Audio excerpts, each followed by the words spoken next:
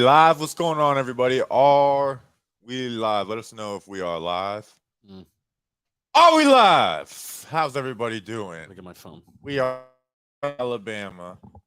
Uh-oh, did it freeze up on us? Nope, we're good. We're live. Are we live? Let us know if we're live. All right, it's day 2 of the Senior Bowl. We are here in Mobile, Alabama.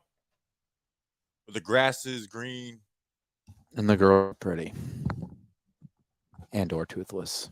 Senior Bowl day 2. So we want to take questions. You know, we don't want to just kind of repeat our recap episode that comes out on the John Boyd Media Football Channel in as a couple minutes. Soon as this live stream ends on the JM Football Channel, we will be putting out our Senior Bowl Day 2 recap. So the second that this live stream ends, you have about 25 more minutes of Senior Bowl analysis to watch. And I will put the link in the chat in a second. I want to start out before we answer questions with the name that Rasheed Rice, right? And we didn't talk about him too much. We really didn't. In the video. I was hoping he'd be a star down here. I'm very disappointed. Even if he didn't raise his stock so much, it's like, okay, well, it's the Senior Bowl. You're not going up against cornerback 1, cornerback 2 in the draft. Be a star out here, right? And he's been just flat out disappointing. He really struggles with press. He was getting killed in one-on-ones. He had a really bad day. And yesterday wasn't great either. Now there's a couple plays here where you see, okay, there's the talent, but it's just not consistent enough. And and the bad plays are really bad. So here's the thing. I think we've been talking about this for 2 days. We may say it a third day. And when it comes time for the Senior Bowl game, he may look fine. He's going up against the American team corners where they're pretty much only press covering him.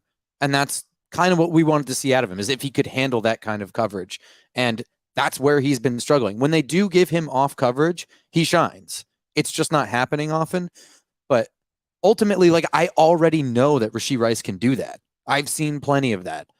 It's nice to see more of it, but what I really wanted to see down here is if he could break through that press man coverage. And so far after 2 days, he's had a lot of trouble. But that wouldn't preclude you guys from taking him on a hypothetical team, right? He's still a very good wide receiver. So this is my main question right now to the both of you.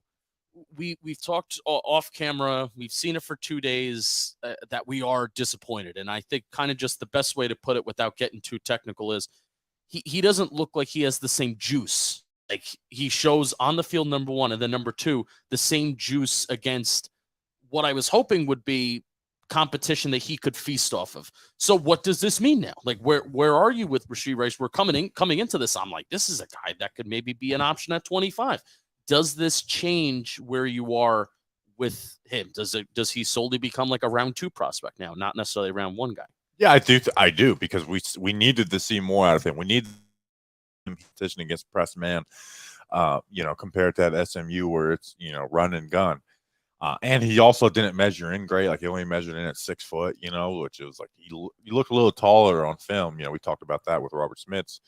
And so, yeah, I'm really disappointed in him. I was coming into this hoping he could get me to buy in and be a star, right? Or just solidify that what you saw at SMU is something that you'll see at the next level. That's what I was looking for. Right. So first of all, I didn't necessarily have him as a first round pick coming down here. So It's disappointing, but I don't know that he dropped too much for me. And this whole conversation is interesting, right? Because if he were placed on the national team, I don't even know if we would be having this conversation based on the corners he'd be going up against in practice. Good corners, yeah. So, or just more physical press man corners on the American team. So, I mean, I kind of threw this out there. I don't know that teams are going to be like, well, I'm not he's off my board or whatever, but it may just be I know what the talent is. It just means that he's not going to be my number 1 guy. He's going to be more of that Z guy. Yeah. Right. I mean, or maybe not, but yeah, it was I had hopes that you can look at him and be like, hey, nothing's a guarantee, but this is our guy. Yeah. Right. This is our guy who's going to, put this offense to the next level. And he might just be a guy who's a solid player in the league. But, and again, I haven't done a full evaluation on him, but I want it to be wild here, and I'm not. I hate to do this because I'm not good at the player comparisons and stuff, but do you get kind of a Sammy Watkins transition from NCAA to NFL vibe with him, or is it still better than that? I was not watch. I watch highlights when Sammy Watkins came out, so okay. I can't compare. Um, But I mean, Sammy Watkins' NFL career arc is just being okay, kind of just Sure. going anywhere and being okay. But never the guy. Correct. Which he was expected to be the guy. I Yeah, like that yeah. question, Bobby. About from Schmitz. Kelly Fisher. Well, I like Kelly Fisher's question, and then I also like Schmitz. But let's do Kelly Fisher first. What cornerback are you guys impressed with? Can I start? Start. All right. So there's a lot of really good ones. I actually want to start with the national side because they are a lot less grabby. And Caillou Blue Kelly is someone I've had my eye on since before the season started, the college season. And he had a really good day today. He had a pick 6 where he just ripped the ball right out of somebody's hands, took it to the house, and ended, I believe, the 11-on-11 period or 7-on-7 period. Mm. And then he almost had another one jumping in zone coverage. So we saw both sides of the ball for him. And I just really like him because he's very calm, collected. He doesn't feel overwhelmed or under pressure a lot. At the release point, he's super patient. He's not going to overreact to any sort of, anything at the line of scrimmage. He can handle being physical without being overly physical or overwhelmed. And in zone coverage, his ability to diagnose, keep eyes on the quarterback, and undercut routes, it really is at the NFL level. I was impressed with him coming into the Senior Bowl. He had a really good day today. And on top of that, he also, the hand-eye coordination to break up passes or whatever, it's at the NFL level for me. I thought he was fantastic today. Yeah, Kelly, this has been a year where the Giants need corner help, man. And we got to watch all the corners that aren't at the Senior Bowl, but this might be a good year for corners and especially guys that are long and can play press man coverage. Because on the American side, which is more the Southern players, I mean, Darius Rush out of South Carolina, who's 6'2". By the way, I'm not considering him 6'1.5". He is 6'2". He just is like get right in guys, and he was just pass breakup city in one-on-one. Like, even if you win a rep in one-on-ones as a corner, usually they at least like catch the ball or they miss a little bit. Like, no, he was pass break king and he was running routes for guys. And that comes off a day yesterday where I thought he looked really good. I mean, yesterday in one-on-ones, they ran a comeback route. He ran the comeback route. Like, he read and recognized what they were doing. He plays in phase, like in that trail position. And he just kind of like can see when, like, hey, okay, this is what they're breaking off of. This is what they're running in. And a guy like that who's doing this here down the Senior Bowl where you're not doing film study on the opponent, I feel like if he's doing that in this environment, well, he's going to do it even more. And he's got the size and length, and he's got really good ball skills. Darius Rush out of South Carolina. I really like him. And then Miami cornerback Tyreek Stevenson. I just think he's like a baller, whether you're putting him in man zone. Like the Princeton wide receiver. Yashivas. Andre Yosevich. I mean, he was taking him 5 seconds to get off the line of scrimmage versus Tyreek Stevenson, and he was able to kind of stack him and get over the top, which could be my worry on him. That's something I'm going to key on it when I do my film work on him. Is he great? Everything under 20 yards and can he get beat deep kind of guy? But he's really impressive. His route recognition and zone coverage is really good. When when they're playing cover 3, it's like, okay, I know. Hey, I see this flat route developing underneath. I'm going to try and jump it. So I would say his route recognition in general is very good. Yeah. So the corners have been really, really fun. And I'm not a guy who like really keys in on the cornerback position. They've been really fun. Where I'm excited to get out of here and start breaking down the film on these guys. Yeah. Prism_AS. Hey, if you got a chance, can you tell us what you thought and saw from Gopher center Smits, which is John Michael Smits out of Minnesota? I think I have a DeJuan Jones film breakdown coming out Friday, so it's already done. Film breakdown it's going to be John Michael Smits as long as I have the film on him for this year. He has strong hands, man. He knows how to work leverage and seal guys off. He was really good in the team drill, running those 9-11s, like letting them break off runs. And a guy, he's not the most athletic guy in the world. He got out on a screen and fucked somebody up. He smacked the dog shit out of somebody. He just really got into them, and then in the past, like, he had some good battles with Zach Pickens, who I think might be the best defensive tackle in the American group. And those one-on-ones are built for the defensive linemen. So I really like John Michaels. I almost said Robert Smith. Robert Schmitz. I like John Robert Michael Schmitz. Or John Michael Smith. I'm a big fan of his. I think he's been the best interior offensive lineman from both teams, and the best interior offensive lineman of the Senior Bowl week. I think I agree with you. Yeah. 100%. Shed 45. How did TCU guard Steve Avila look? I And didn't key in on him, but he's had some good reps. He's had 2 good days. That's another interior offensive lineman who's kind of like underrated right now. That I feel like I don't know. I'm not listening to anybody else, but I don't know who's talking about who. But I've been noticing him, and he's done a good job in 1v1s the last 2 days. Bookend tackles. Ask any inside linebacker to write home about. We haven't been. It's hard to watch linebackers here. It's tough. But I've seen Cam Jones make a player here before. D. Winters out of TCU had an interception, and was that 7-on-7 or team? I think it was 7-on-7. I think it was 7-on-7. Like a clean interception. Just read what they were doing and was able to jump it. So those are a couple guys that have stood out from the linebacker group. Let's see. Cody Mauch is a dirtbag. North Dakota State offensive lineman. Cody Mauch. Yeah, I was really impressed with him today. I didn't come in on him besides just like his career coming in as a tight end, moving to tackle. And he doesn't have front teeth. Seeing some highlight films. And yeah, he's a small school guy who wears his shirt up. Like it seems like every year at the Senior Bowl, we have one of those guys. And I like Quinn Miners, who everyone fell in love with out of Wisconsin Whitewater. Guilty. Well, first I was like, well, where is this film that everyone's falling in love with? Like you have like some grainy D3 film, and the Senior Bowl is like, he's okay. He didn't do anything special. Cody Mauch, like he's out here, he's balling. He's putting dudes on their asses. He's using his hands really well in pass pro, and he's moving from tackle to interior, so it's not like he's mastered that position on the interior. Like he's moved around. So yeah. Do you think that he fits the Bobby Johnson mold of lineman? Yeah, is he a dirtbag? Absolutely. Yeah, okay. He is a dirtbag. How did Puka, the BYU wide receiver, look today? He didn't Wasn't practice. here. I don't know what happened, but he did not practice today, I was looking forward to him because he was kind of the only standout wide receiver from that national team yesterday. Yeah, Michael Wilson today out of Stanford. I didn't. You guys talked about him yesterday, and I didn't watch anything on him. He looked really good. Like he's just a quick player. He's a very polished wide receiver. He knows what he's doing. Yeah, we clipped up one of his best plays today. It's on our socials. Let's see. Let's get some questions. Was that me? Bobby's body makes noises. How's Mingo? Somebody asked about John. He had a great day today. I thought Jonathan Mingo had a day. I think he got over the top on Julius Brent, like absolutely just left him in the dust. Yeah, just like and Julius Brent's a very good corner. Separation on a post route. Yeah, we clipped that up too if you want to watch. Yeah, Mingo is very good, and I like him because coming down here, I saw him as like lined up as a Y.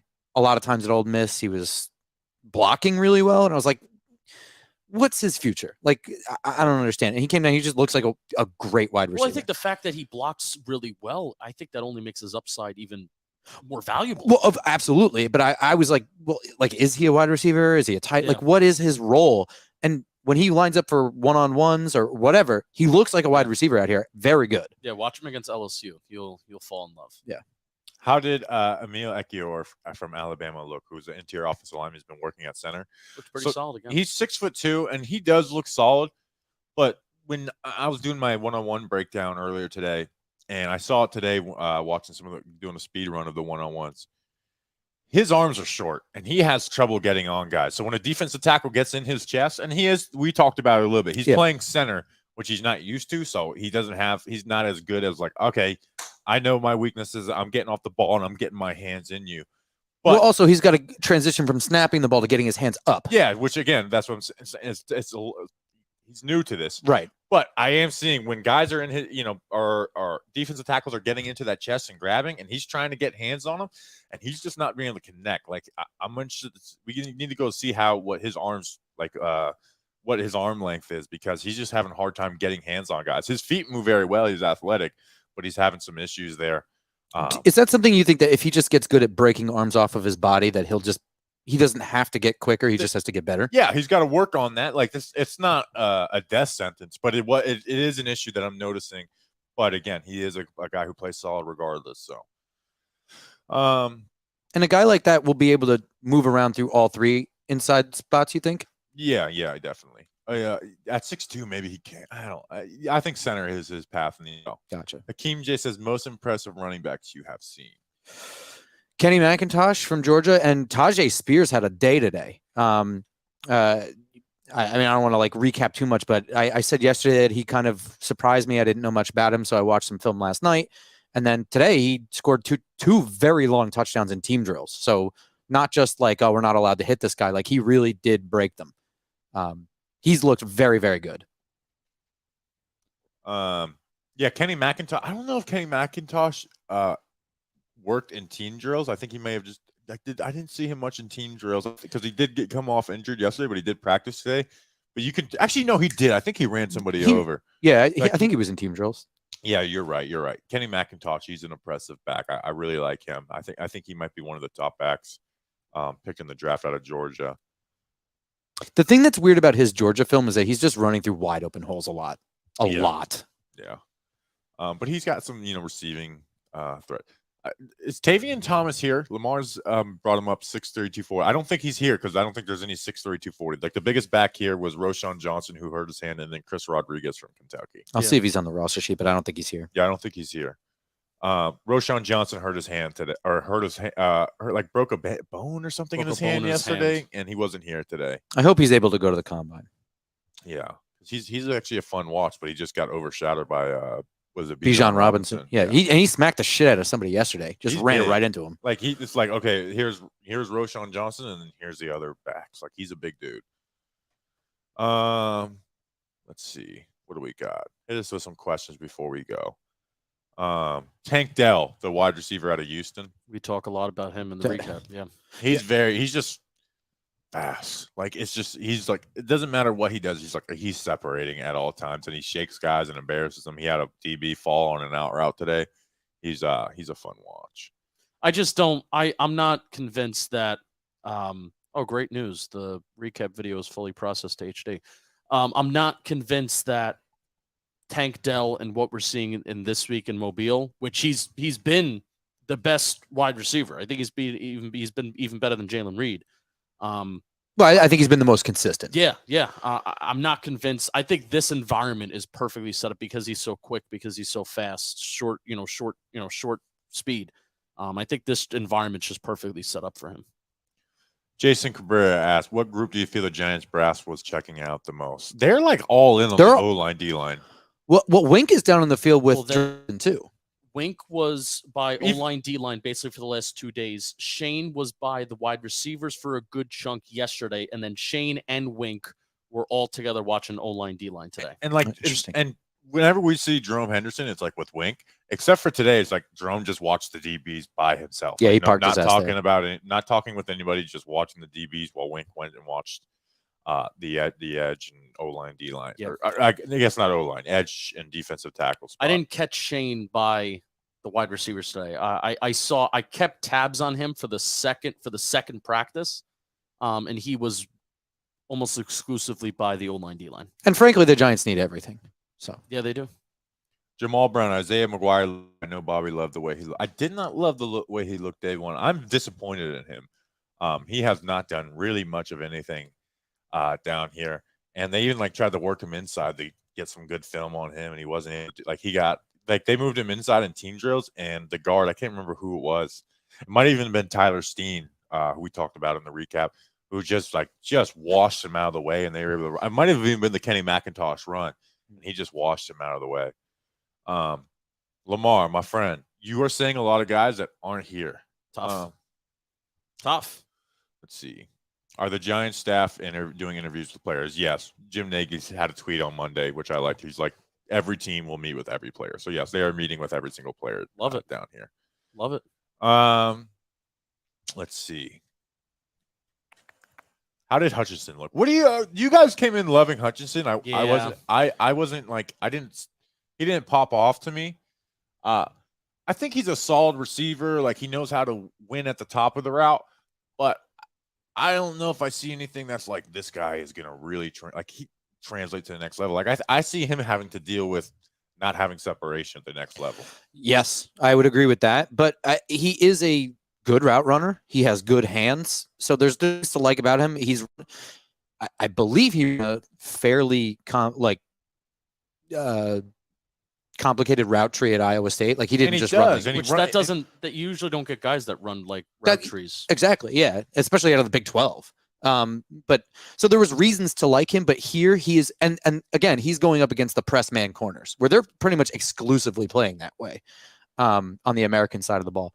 And he's struggling to get separation, but he is the difference between him and Rasheed Rice was struggling to get the separation is that Hutchinson's at least coming away with some catches. Yeah, and Rasheed Rice is not. It's Hutchinson. Like even though he can't get separation, he knows how to win at the stem and get himself open, and he makes some really tough catches. He's a good hands catcher, so he's a solid receiver. But I don't know how much separation he's going to get. I liked Hutchinson coming into this more than I liked Rasheed Rice. Actually, like I really did, and really like.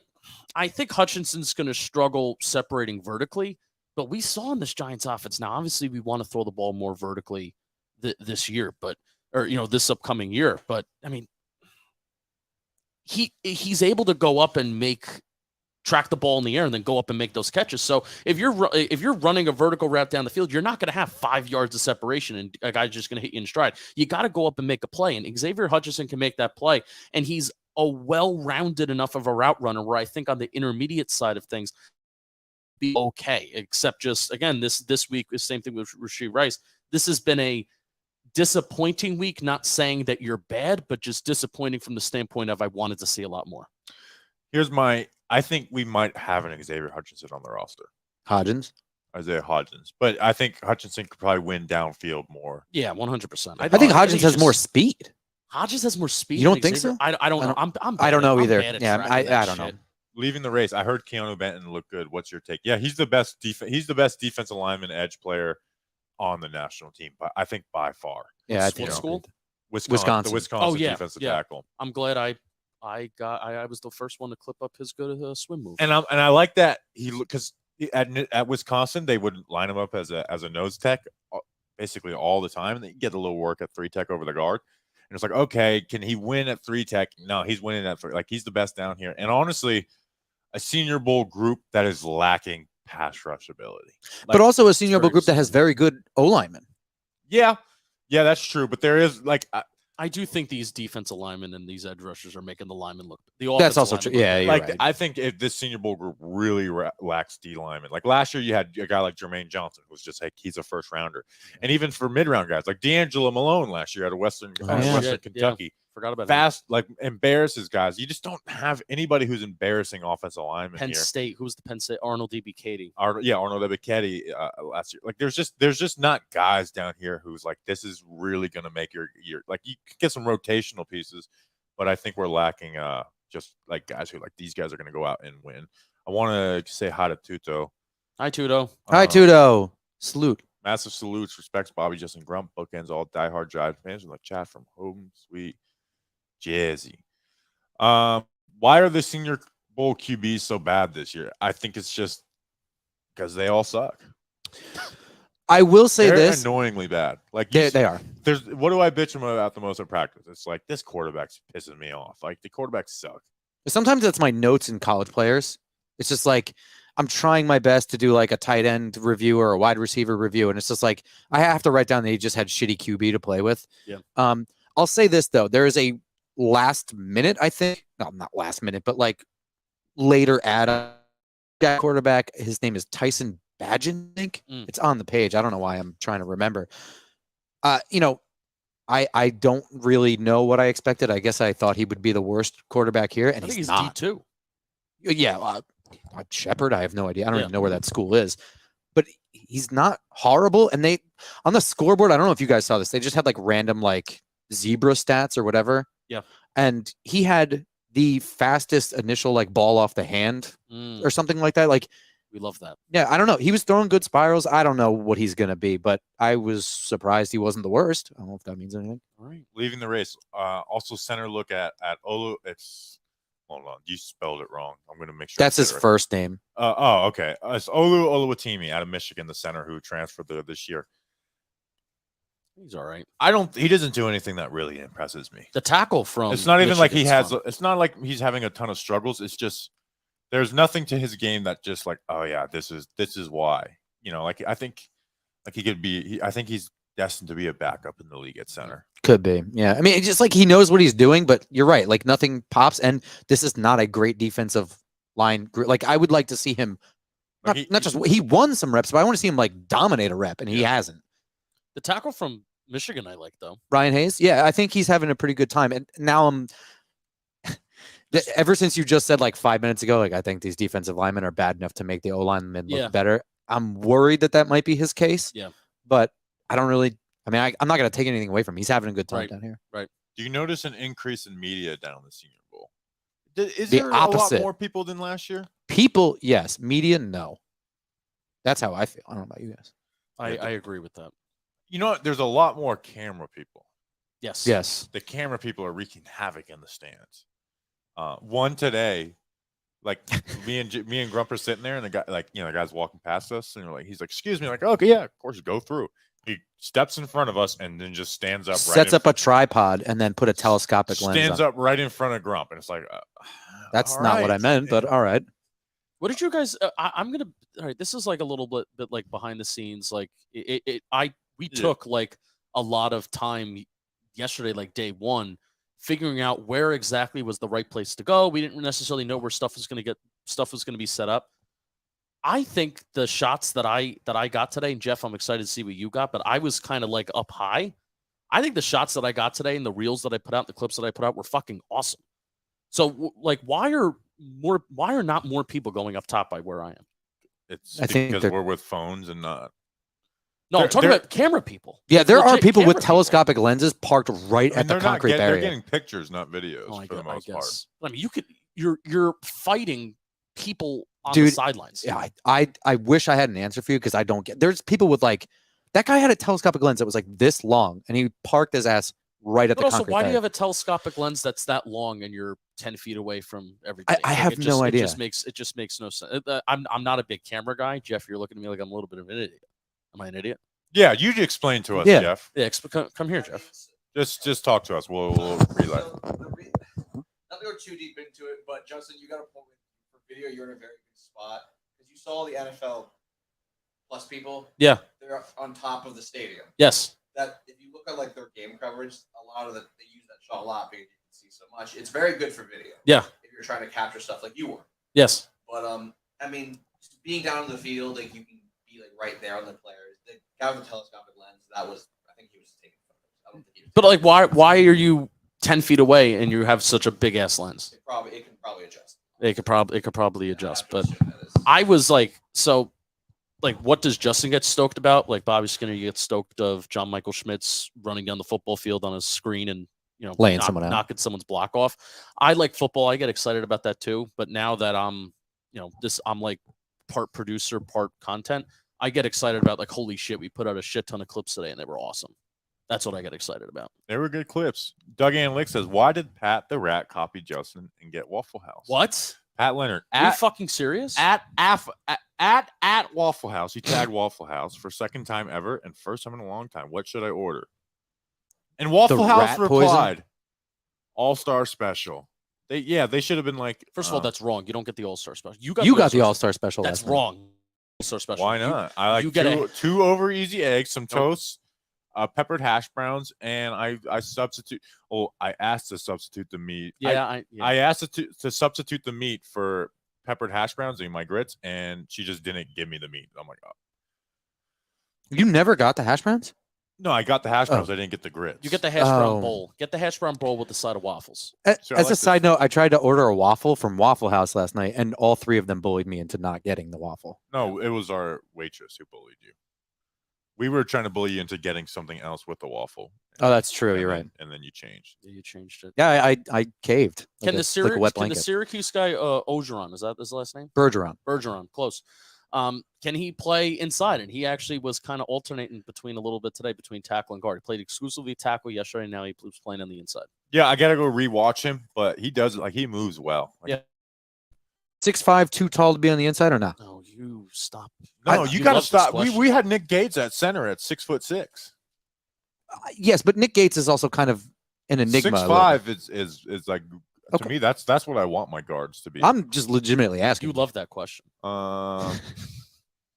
By the way, and his mom was wearing his game jersey, so like the shoulder pad, like that was. They're walking around like this basically the whole day. Well, that's like part of my favorite part about the Senior Bowls. Is families just here. A lot of families here. Tyreek Stevenson's family was here, and I think his agent was with them. Nathaniel Dell's family. Tank Dell's family. Not only were they cheering him on when these shitty ass QBs were missing him, She's They're calling come him out. on, Yeah. who threw that? Good. Which is good. They were cool. That's my type of energy. It's They like should who do threw that. that? Because I'm not even like I'm not even looking at the quarterbacks. Like I am No. not like I'm not evaluating them. Like I'm not even putting my No. eyes on them at No. all. And it's not even like we're just blind.